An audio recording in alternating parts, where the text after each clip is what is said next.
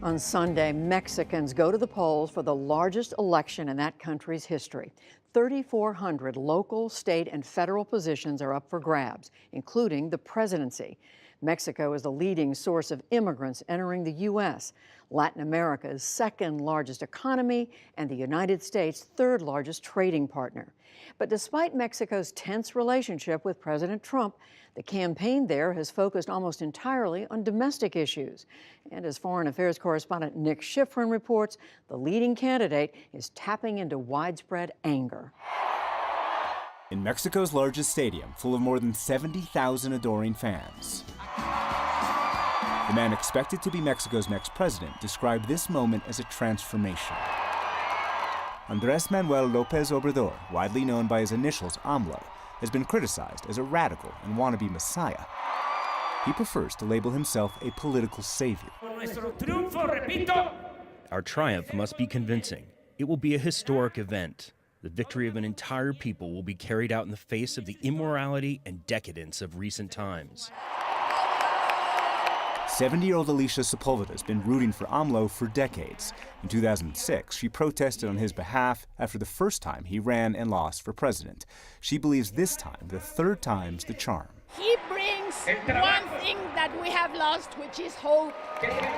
That's the same message from the top deck, and 28-year-old Lourdes with her daughters. Lourdes is a house cleaner and single mom, and believes only López Obrador would lift up her family. Groceries and economic support, lower rent, scholarships for my two daughters. That's what he's promised. That way we can get ahead.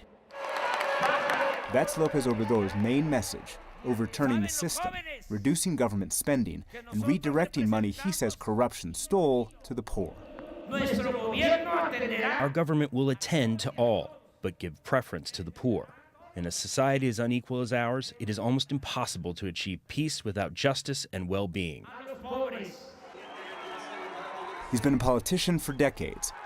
After his 2006 loss by less than 1%, he and hundreds of thousands of protesters occupied part of Mexico City and called for an alternative government. He lost again in 2012. But this election, he's not only mobbed by crowds in poorer and rural areas, he's expanded his popularity to cities and the middle class by zeroing in on government corruption. He inhabits and unleashes what has become a national rage at the establishment.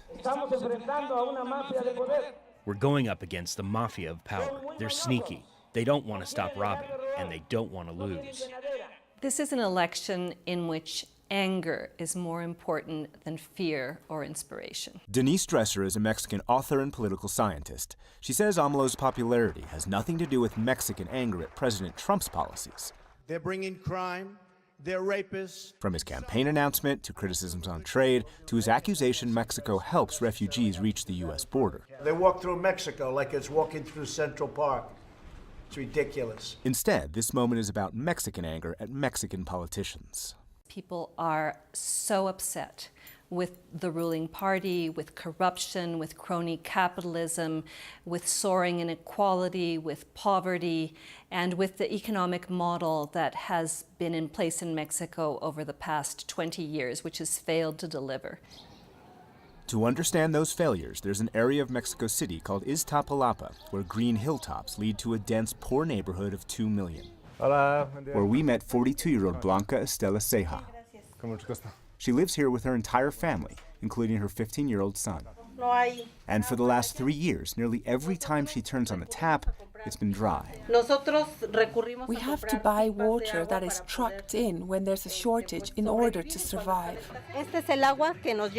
On her roof, she stores the water she buys. This is not a product of poverty. It's punishment for not supporting the party in power.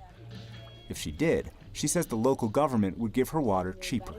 How unfair do you think this system is? To me, it's unfair because water is a basic necessity. Here, some politicians manipulate that. They've been here as part of the government and they haven't solved anything. Each day, the problems get worse. And AMLO has turned those problems into support. Who will you vote for? Por qué? He understands our problems. He's come here, and when he's come, he's supported us a lot. We think he's more honest. That's because allegations of corruption dog the current government, led by politicians from the ruling PRI party. In Chihuahua, former Governor Cesar Duarte has been accused of embezzlement. In Tamaulipas, former Governor Eugenio Hernandez has been indicted for money laundering. Mexican President Enrique Peña Nieto's wife bought a $7 million house from a builder who received contracts from her husband. And in Veracruz, former Governor Javier Duarte is accused of skimming up to $3 billion of public money and replacing children's chemotherapy with water. I know people are angry because of these examples, and I tell them, I know you're angry, you should be angry, we are more angry. Claudia Ruiz Massieu is the Secretary General of the ruling PRI, or Institutional Revolutionary Party, and Mexico's former Foreign Secretary. The PRI candidate, Jose Antonio Meade, is double digits behind AMLO. Do you understand why people might say that you don't understand voters' anger? They have a right to be angry. We do not live as we would like. We would like families to live better. We would like people to have the opportunity to walk in the streets and feel safe. But that security is exactly what the PRI and the government failed to deliver. In the last 12 years, since Mexico declared its war on drugs, more than 250,000 people have been murdered and 34,000 people have vanished. And this election season, that violence unleashed itself on politicians. More than 100 have been killed, including one that was taking a selfie, and after he promised he would combat a local cartel, was shot in the head. We haven't had this kind of violence in 100 years, since the revolution. Historian and author Enrique Krause says the solution to endemic violence is police and justice system institutional reform, not the amnesty that AMLO promises to give low-level criminals. And I sincerely don't think he has the knowledge, the understanding, the patience of what institutions are for. Running in distant second, National Action Party, or PAN, candidate Ricardo Anaya says he does have a plan to fix institutions. At 39, he's the youngest presidential candidate in Mexico's modern era and has never run for national office.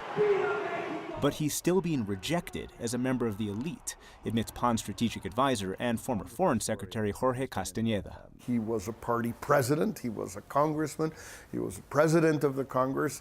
He is partly seen still as part of the Mexican political elite, and that political elite is terribly discredited. AMLO presents himself as anti-elite and living humbly.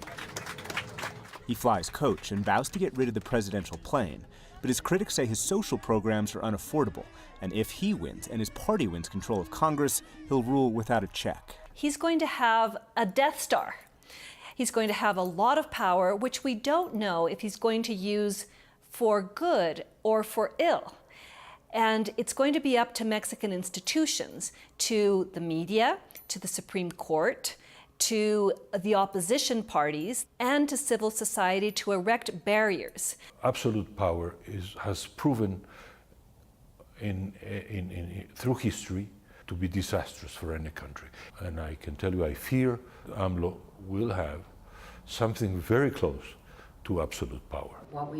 But today, his campaign manager, Tatiana Cloutier, argues AMLO is a changed, softer man, and she shows off a campaign slogan, Am Love.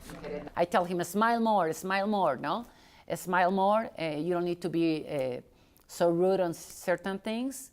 And I think he has learned to use the personal humor that he uses one-to-one. He has been able to put it out towards the people. Ya soy Andrés Manuelovich. AMLO posts lighthearted YouTube videos.